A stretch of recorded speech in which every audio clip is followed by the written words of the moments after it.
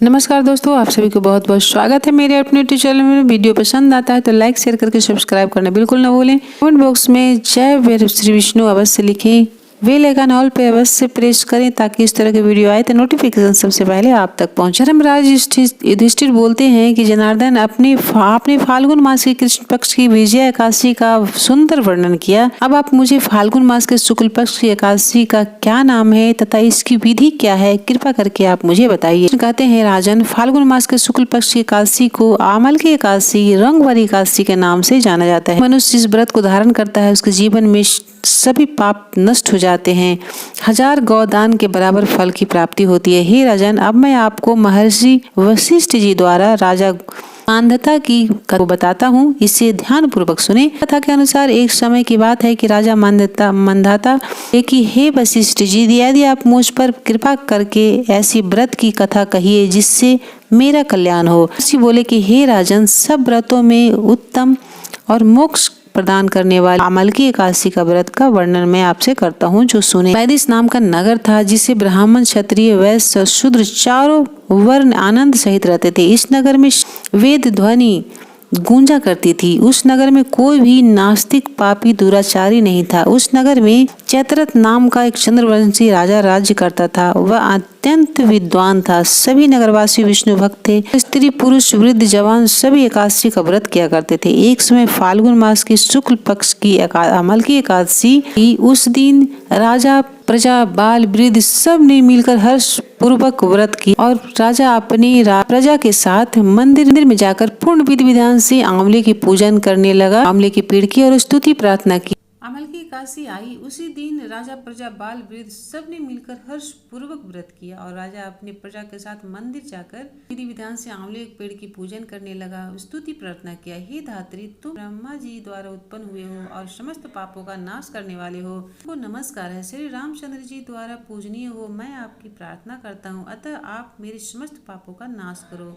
ऐसा करके रात्रि जागरण किया। रात के समय वहाँ एक बहेरिया आया जो अत्यंत पापी और दुराचारी था। वह अपने परिवार का पालन जीव हत्या करके किया करता था। भूख और प्यास से अत्यंत व्याकुल वह बहेलिया मंदिर के कोने में बैठ गया और विष्णु भगवान तथा एकादशी महात्म की कथा सुनने लगा। इस प्रकार उसने रात्रि जागरण सारी रात जागकर बिताई।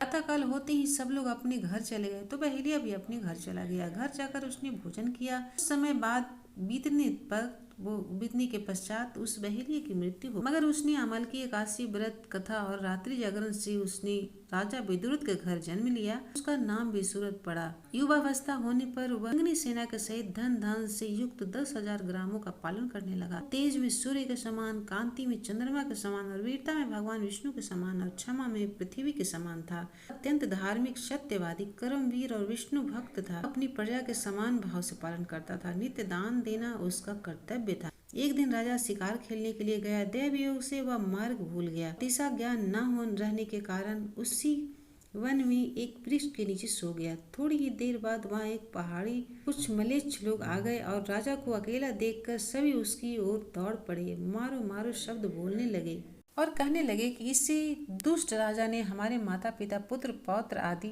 अनेक संबंधियों को मारा है, इसे देश से निकाल दिया है। ऐसा कहकर वो मलेच्छ ने राजा को मारने के लिए उसके ऊपर अनेक प्रहार के शस्त्र फेंके, परंतु वे सारे अस्त्र शस्त्र राजा के शरीर पर गिरते ही नष्ट हो जाते और उनका वार पुष्प के समान प्रतीत होता और वे प्रहार उन्हीं लोगों पे गिरने लगा था। तो उसी समय राजा का शरीर से एक दिव्य स्त्री उत्पन्न हुई। वह स्त्री अत्यंत सुंदर थी। उसकी आंखों में लाल लाल अग्नि रही थी, उबल रही जैसे दिख रही थी। तभी वह स्त्री उन मलेच्छों को मारने दौड़ी और थोड़ी ही देर में सब मलेच्छों को काल के गाल में पहुंचा दिया। जब राजा सोकर उठा तो उसे मलेच्छों को मरा हुआ देखकर विचार करने लगा, इन शत्रुओं को किसने मारा होगा? इस वन में कौन मेरा हितैषी रहता है? वह ऐसा विचार कर ही रहा था, तभी आकाशवाणी हुई कि हे राजा, इस संसार में विष्णु भगवान के अतिरिक्त तेरी कौन सहायता कर सकता है? ऐसा सुनकर राजा उससे आकाशवाणी को सुनकर अपने राज्य में गया और सुख पूर्वक राज करने लगा। जिस तरह भगवान विष्णु राजा के ऊपर कृपा दृष्टि बरसाई, पूरी तरह से मेरे सभी परिवार के ऊपर, यानी ज्ञान भक्ति के परिवार के ऊपर भी, जो है जो नहीं भी है, जो भी मेरा परिवार, यूट्यूब परिवार, सब की इस तरह की सभी पे कृपा दृष्टि बनाए रखे,